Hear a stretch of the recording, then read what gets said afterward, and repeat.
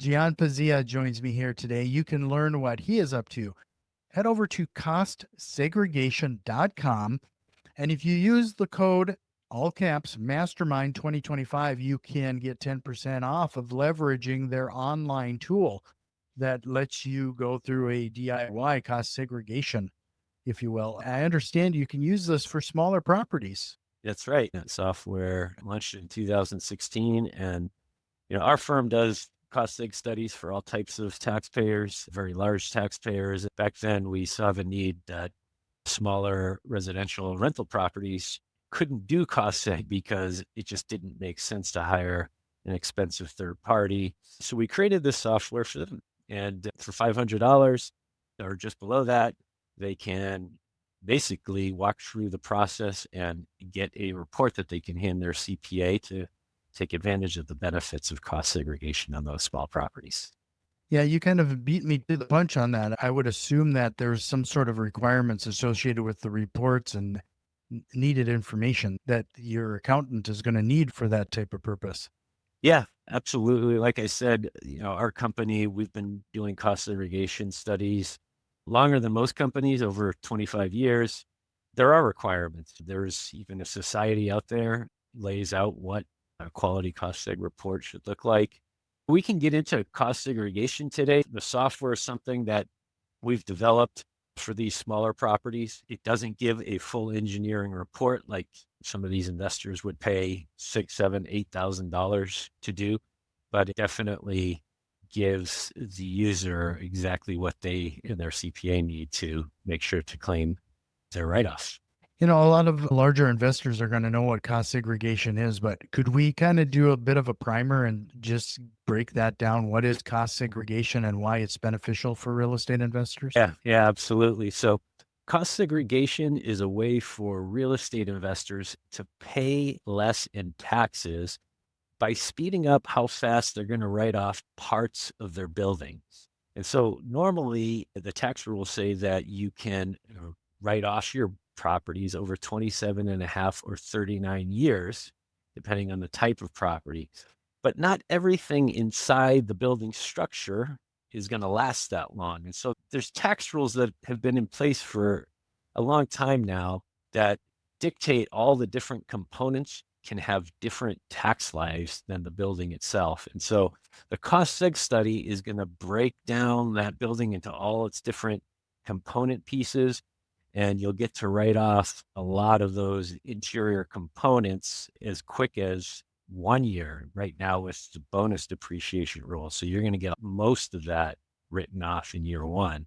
Really, the whole benefit of doing a cost segregation study is to accept having to write them off. If it's a residential rental property, you would normally get a $10,000 deduction every year for 27 years. Okay. That's if you don't do cost segregation. Now, if you do a cost segregation study, you could write off as much as 25% of that number, right? Like I said, in year one. And so now we're looking at $54,000 of income tax deductions compared to that $10,000 deduction. That delta, that $44,000 of increased deductions in that first year is really what this is all about. So yeah, hope that helped put it into perspective and outline what it is. Yeah, I appreciate you giving us the example because, it kind of puts the concept around here. Is there a point where you created this online tool to help smaller investors do this type of work and for a minimal cost? But is there a tipping point where it's actually really beneficial and that everybody should be looking into this? Yeah. So it used to be that you'd have to have a property of $1 million or more before you could even consider cost seg. And that's because, like I said, it costs thousands, $5,000 to $10,000 to do these studies. But since we've launched the software, it really does pencil out when the purchase price is, about $150,000 or more. And a lot of times some of those smaller investors contact us and they have a number of properties, and I can be flexible with how much we charge for our software on the small properties, but 150,000 is a good kind of benchmark. So could you talk about, are there any pitfalls that he needs to be aware of regarding this? And what type of information is required to be collected? Yeah, so pitfalls. So the only thing you need to really understand, number one, you have to understand your tax situation, right? And so we always want to make sure that your CPA or tax preparer is on board, because depending on whether you're an active real estate professional or a passive real estate professional, that can change how much of the deductions you get to use and against what income you get to use those deductions against. So that's number one. Make sure that you talk to your tax professional. But as long as you have income that you can offset, it's going to make sense to do a cost seg study, unless you plan on flipping the property, usually within a 2 to 3 year period, and you're planning on flipping it for cash. And the reason why that you may not want to do cost seg in that situation is because of a rule called recapture. And what it means is that all of the deductions and the savings you get by doing a cost seg study, you essentially have to pay that back upon sale if you're selling for cash. I keep saying, selling for cash, because if you do a 1031 exchange, it's a non-issue. You'll continue to further defer any tax liabilities that you have. So yeah. I'm glad that you brought up the 1031 exchange, because that's actually what was going to lead me into the next question was, how does this work with a 1031 exchange? Because I would imagine when people are considering cost segregations, that's probably their number one exit strategy, is moving to another bigger property. Yeah, it works very well with 1031 exchanges. Like I said, if you do a cost seg study and you break out 5, 7, 15, 39, or 27 and a half year property in your buildings, at the end, if you're exchanging into a bigger property, you won't have to pay the recapture tax that I was referring to. You would have to do a cost seg on the new property, which, is always going to make sense there too. And there is some planning, right? There's going to be some matching issues matching that you're going to want to make sure you kind of plan for. But without getting too complicated, Jack, just to answer your question, it works really well with a little bit of planning involved on the new property when it's acquired at that time. Sure. Could you talk a little bit about how cost segregation could be beneficial to more of a passive investor? How can it be beneficial to them? Sure. Yeah. So passive investors that don't meet the real estate professional rule can still benefit from cost segregation. For passive investors, they're going to need passive income that they can offset, right? And so if you have, let's say, 4 properties that you've owned and they're spitting off income, and you're getting $100,000 of passive income from those 4 properties. Let's say you've owned them for a while, they've been in the family, and you buy a new property this year and you spend $500,000 on this new property. So if you do a cost segregation study on that new property and you get all these deductions in year one, let's say it's $100,000 of extra deductions in year one, you can use those deductions against your other passive income from your other properties. Now, if you're passive and let's say you're a software engineer and you have W-2 income, you make a wage of $300,000 a year of W-2 wages, you won't be able to use deductions from a cost seg study against your W-2 income in most cases. Now, there are strategies where you can get there, but in general, you can't. There's a couple of strategies I could get into, Jack, if you want to go down that road. Yeah, I think we should. In fact, I was going to ask you to kind of cover some of the ground regarding the tax strategies around this, as well as if there's anything else and any kind of outliers that we should be aware of. Well, yeah, a couple of them. Number one, once you meet that real estate professional, what the hell? I can hear you. Okay, my computer shut down. I'm sorry.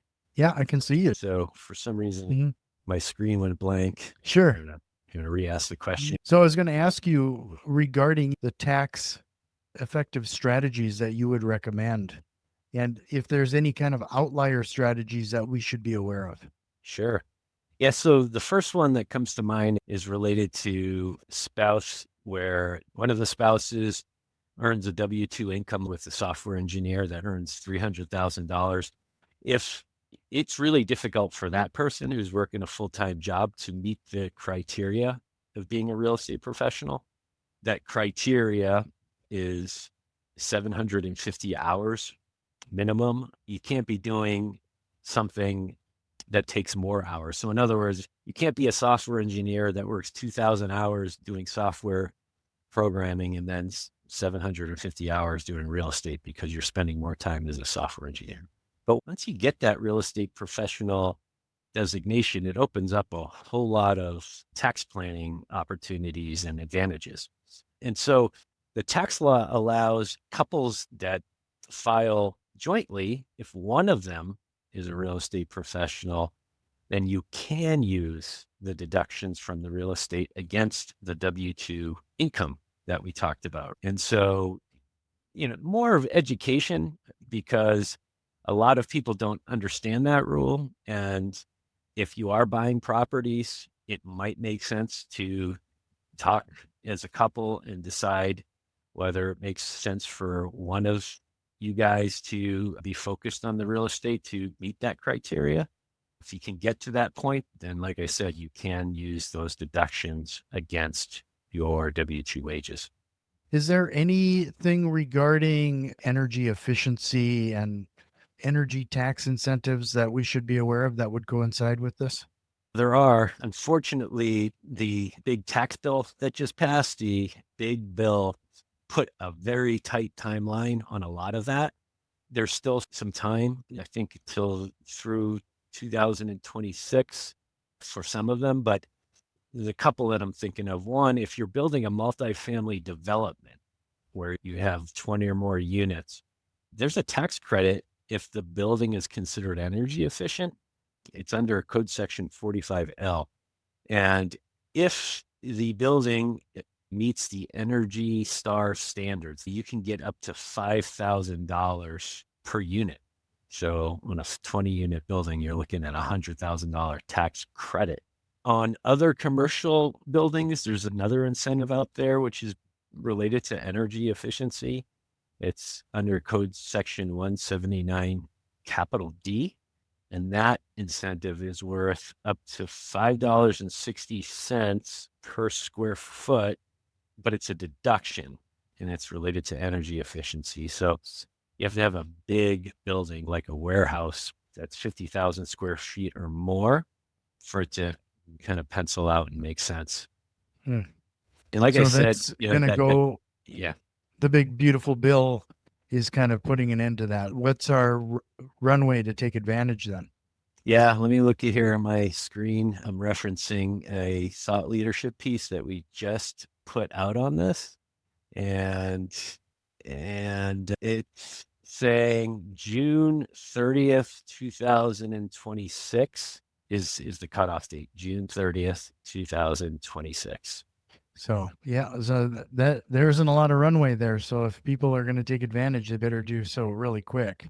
And just to remind you, if that is something you would like to pursue, or at least take advantage of the online tool, head over to costsegregation.com. Use the code Mastermind 2025 to take 10% off that purchase. It's Mastermind 2020. If you found some value in what we're talking about so far, do us a quick favor. Share this with one of your investor friends that you believe could really benefit. And if you're watching us on YouTube, give us a quick like and subscribe. So you mentioned that, before we hit record, that you have a lot of relationships with some pretty sizable accounting firms. Is that where a lot of the majority of your business comes? It has been. Yeah, because we've been around longer than most other companies in this space, we've developed relationships with thousands of CPAs. We're a trusted partner for them. Definitely 70+% of our business is referred by a tax professional. We've just built that kind of reputation. And, a little more about our company. Like I said, we've been around for over 25 years. We have offices from coast to coast. So we have local cost segregation engineers in all the major cities. And that's important to keep costs down because a lot of cases we have to go visit these properties to do the required analysis. Do you have any kind of feedback for people that are looking for a segregation specialist, and what type of questions they might be should ask, or what should possibly be looking for in a good, well, frankly, team member? Yeah. The number one question by far is whether they are certified. Okay. There is a third party, independent nonprofit association of cost segregation professionals. It's called the American Society of Cost Segregation Professionals. And, they're connected, stay connected with the IRS. And, it's definitely the biggest, most recognized organization of that type. And they offer certifications, and you have to have a certain amount of experience and have recommendations and take a test. And really, it's really the only way you can know for sure if you're hiring somebody that is competent. Otherwise, you're kind of rolling the dice. They have to have a CCSP next to their name. That stands for Certified Cost Segregation Professional, CCSP. So it's important that they have that certification. They're not just a member of that organization, but they're actually certified. Other than that, you want to work with a firm around, because if you do get audited, you want to make sure that the firm you use is going to be responsive, still in business. There are a lot of smaller companies out there that haven't been around a while, and you're not sure what to expect with those. Could you share any success stories? A client coming in, maybe even leveraging your software to run their own cost segregation? Yeah, we had somebody that used our cost segregation software and that did get pulled for audit, and the IRS called in their cost segregation engineers, which is usually, what the process, what happens when you get pulled for audit is there's a field agent auditor, right? And that field agent auditor usually doesn't, they know what to look for, but they're not an expert in cost segregation. And if they see a issue with a cost segregation study, they'll look at the report and they may call in like their engineering experts within the IRS to review the study. And that's what happened here. And the user, was called us, and of course they were not happy that they were being audited, and they were being audited for other things. It wasn't necessarily this report, but of course they were nervous, and we told them, don't worry about it. We got you covered. And there was at least $100,000 of deductions kind of on the line for that taxpayer. And we basically walked the IRS agent through our software and how it worked and how it was able to take all of the real physical data that the user input about the property, things like it gets into how many bedrooms, how many bathrooms, number of parking spots in the garage, how many parking spots in the driveway, whether there's irrigation and landscaping, fencing, what appliances came with the property. I mean, this is all stuff that the owner was able to. We walked them through how the calculations were done, and the IRS agent told that on the call that they were impressed with how the software worked. And that user left a very good review on Google Reviews. So it's out there, it's public, and that's something that I'm proud of. Yeah, that's kind of a great way to justify the product, right? So do you provide some sort of backup with those people if they get audited, that you'll step in and help? Yes, we do. Yeah, with that software, we provide, it's all included in the price. It's Yeah, no, essentially that's insurance. So yeah, we'll that's fight it. good insurance. Yeah. So what are some of the current trends in real estate investing that we should be paying attention to, particularly around cost segregation? Well, the biggest one with this new Trump tax bill that passed is bonus depreciation, right? And that just changed. And so what bonus depreciation is, it's a rule that says that you get to write off all in the current year, anything with a tax life of 20 years or less. And so I mentioned early in the presentation here that buildings have a 27 and a half or 39-year life, but the stuff inside the building, a lot of the components have a shorter life. And so everything that we segregate to shorter life in a cost seg study is going to have a tax life of 20 years or less. And I think in 2 more years, it would have been completely gone, which means if we segregate a component, let's call it the kitchen cabinets in an apartment building, and let's say that's $30,000, you would have to write that off over 5 years once bonus depreciation goes away. Now that it's back at 100%, that entire $30,000 gets written off in the year you acquire the building. And so, when you ask about trends, that literally just happened days ago, less than a week ago. And so bonus depreciation has been off and on. It's kind of gone and come and gone over the last 20 years. But what we do know is that it does drive companies to invest more when they get to write off the entire amount of their investment. And so bonus depreciation doesn't just work, it's not just beneficial to real estate investors, but really any company that's buying any type of equipment. I think with the 100% bonus depreciation, along with real estate starting to loosen up a little bit, I think it'll help drive more transactions going forward. Hmm. In fact, just today, someone on my LinkedIn I connected with saw that I did cost seg, and they said, "Hey, funny, I just saw bonus depreciation went to 100%, and now I'm looking at buying a short-term rental property now that it's at 100%." And so that particular person seemed to be motivated now to buy a short-term rental property now that it's Hmm. at 100%. Well, it's one of those things that the government is going to incentivize the growth it wants to see, right? So that must be the transactions they're hoping people will do. How do you see cost segregation evolving, whether it's through technology or what have you? You have a software, you have an app now that you're selling to people. So is that something that you have to be on top of changing on a regular basis as these new incentives and things are changing all the time? So you got to update that app. Yeah, for sure. I mean, we're a professional service company that, is trying to be more of a technology company. Everything you said is accurate. We have to look into the future and make sure we keep evolving as a company, staying efficient. Yeah, there's going to need to be some updates to our app anytime the rules change.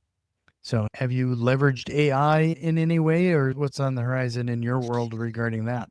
Yeah, we're actually working on a next iteration of our software that is going to use AI to find a lot of the data that we're relying on the owner to input, things that you might find on public records like 3 bedrooms, 2 bathrooms, things that you might see in a real estate listing that could get populated by sending AI out into the universe to look for information. So yeah, we're definitely looking at AI and how we could leverage that, not just for that software, but really all over our business, internal processes and so on.